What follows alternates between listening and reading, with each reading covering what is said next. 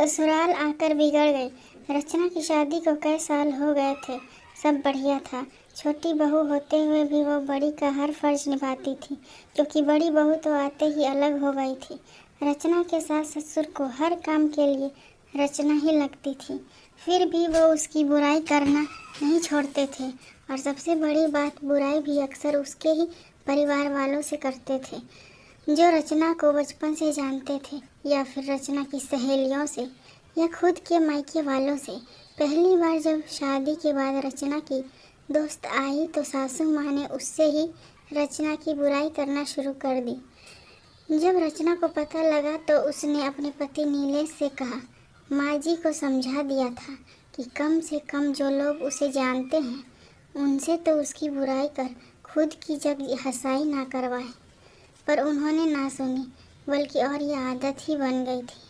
आजकल तो अक्सर ये कहती कि रचना तुम पहले ये काम अच्छा करती थी, अब नहीं करती हो, फिर भले ही वो कोई भी काम हो।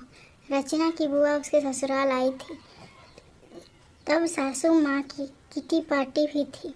वो बुआ को भी साथ लाई थी और सबके सामने ही रचना की बुराई करने लगी।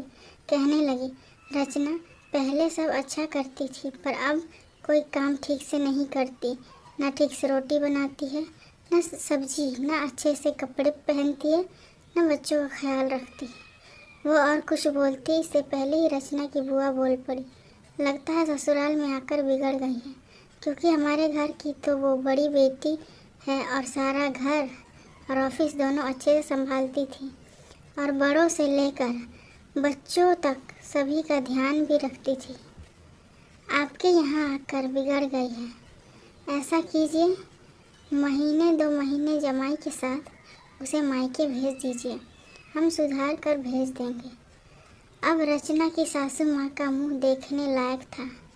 उन्हें बोलने के लिए शब्द नहीं मिल रहे थे, तो बस फिर उठकर चली गई, ये कहकर कि आती हूँ, ज़रा कोई बुला रहा है। और रचना की बुआ जी बस मुस्कुरा रही थी।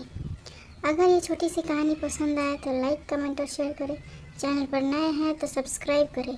इस कहानी को सुनने के लिए बहुत बहुत धन्यवाद।